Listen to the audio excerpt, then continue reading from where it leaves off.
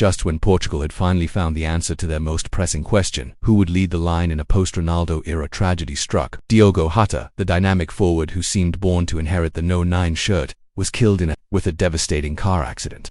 He never got the chance to lead the next generation of Portuguese stars into the future he was meant to define. Jota wasn't just another talented attacker. He was a tactically brilliant player, known for his unselfish movement, sharp decision-making and clinical finishing. In a revamped Portugal side built for balance, pace and fluidity, Jota was the glue. He wasn't supposed to be the future, he was already becoming the present. His death, coming just months after Portugal's triumphant 2025 UEFA Nations League win, felt like a cruel, senseless twist of fate. Just as the team began to turn the page from the Ronaldo era, just as hope and clarity had returned, life violently tore that new chapter apart. Now, with the 2026 World Cup on the horizon, Portugal faces the greatest emotional test of all, honoring a fallen teammate by rising once again. They have the players, they have the manager, they have the system, but more than anything they now have a purpose that runs deeper than football to play, not just for a title but for Diogo Jota. For years, Portugal had world-class talent but no true identity. They boasted stacked squads at the 2022 World Cup and Euro 2024, filled with big names and global stars. But tournaments aren't won on paper. And for Portugal, the results spoke volumes. There was confusion on the pitch, players stepping on each other's toes, unclear roles, and tactical disarray. Disappointment followed. But then came 2025 and, with it, transformation. Under Roberto Martinez, Portugal finally found the one thing they had been missing. Balance, no longer just a collection of individuals. Portugal became a cohesive unit. Every player knew their role. Every position had clarity. For the first time in a long time, they didn't just have depth, they had world-class depth across the pitch. Vitinha became the heartbeat of the midfield. Fresh off guiding PSG to a treble, João Neves added youthful calm and relentless energy, forming a formidable pairing. Around them, experience and brilliance. Bruno Fernandes, Bernardo Silva, João Felix, flair and vision with an edge. Defensive midfielders like Ruben Neves and rising star Rodrigo Moura brought grit and discipline. It was a midfield built for war and for poetry. At the back, Ruben Dias commanded the line like a general, while Antonio Silva matured into one of Europe's most promising defenders. Alongside them, Gonçalo Inácio and Renato Veiga gave Martinez even more elite options. On the flanks, Nuno Mendes shone as one of the world's best left-backs, while João Cancelo and Nelson Semedo brought attacking versatility on the right. In goal, Diogo Costa took over from Rui Patricio with calm authority, a modern keeper with his feet, fearless in one-on-ones, dominant in the air. And with José Sá's backup, there was no shortage of reliability between the sticks. Up front, the legend still remained. At 41 years old, Cristiano Ronaldo was not just present, he was leading.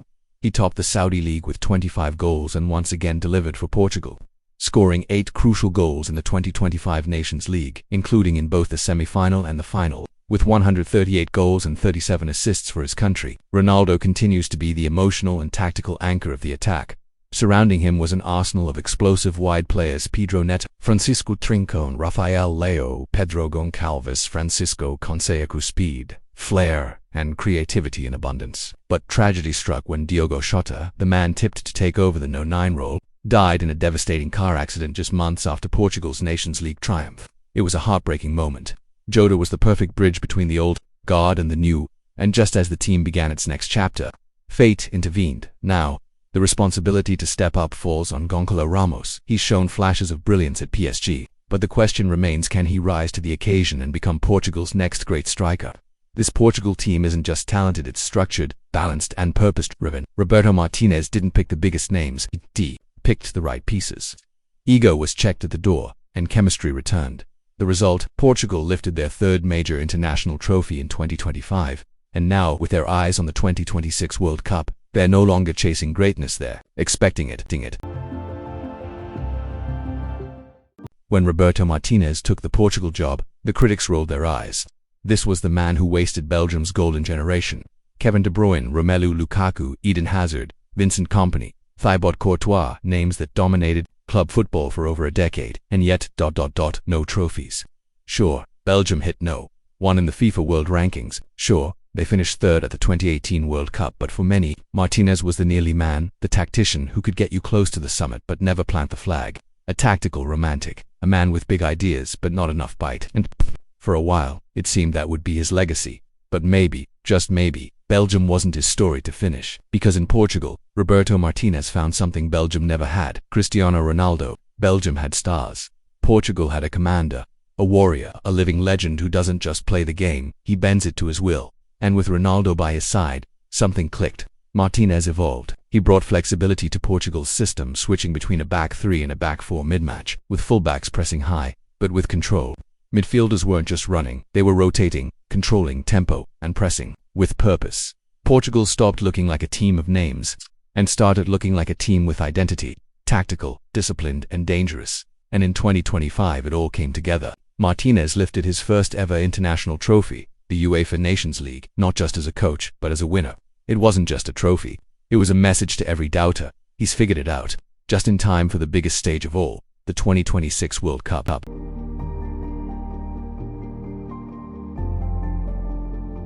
He's 41 years old. For most footballers, that's long past the final whistle. But this isn't most footballers. This is Cristiano Ronaldo, the man who redefined longevity, shattered records, and most importantly, changed the fate of a nation. Before Ronaldo, Portugal had never reached a major final. Since his arrival, they've played in 5 Euro 2004 final, Euro 2016 champions, Nations League 2019, Nations League 2025, and countless deep tournament runs. But Cristiano didn't just play for Portugal, he built Portugal, a team once seen as nearly men transformed into serial contenders, a team once known for flair became feared for their fire, and at the heart of it all was him. Now the 2026 World Cup is likely his final act, one last dance, one last chance to silence the doubters, close the GOAT debate, and leave football's grandest stage the way legends should on top. He's not the same physically, but he doesn't need to be. His movement, his intelligence, his aura, they still tilt the pitch. Teams still double mark him. Defenders still panic when he lurks in the box. And beyond the tactics, it's the mentality he brings that defines this team. These players aren't just playing for Portugal anymore. They're playing for Cristiano, for his legacy, for his final chapter. They're not just chasing glory, they're fighting to honor a king. There are still question marks. Can Roberto Martinez keep his tactical discipline under the blinding pressure of football's biggest stage?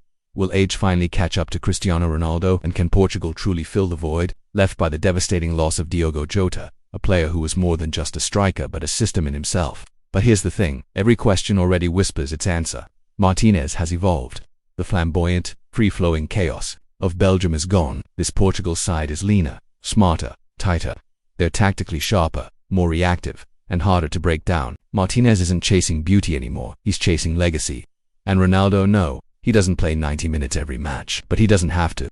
Like Messi in 2022, he's being preserved, held back for the kill shot, a weapon of moments, a master of timing. Jota's loss still hurts, not just emotionally, but tactically. Without him, there's no natural heir to the number 9 throne. Ramos shows flashes, but the consistency isn't there yet. João Félix, talented, yes, but not a true striker. The hole in the front line is real, and heavy. But from the pain of loss rises the power of purpose. This Portugal team may not be perfect, but they are unified, talented, hardened. They've got youth experience, and one of the greatest players in football history writing his final chapter. 2026 isn't just another tournament, it could be the end of an era, the fairy tale finale, the GOAT's last crowning moment, and the tribute Diogo Jota never got.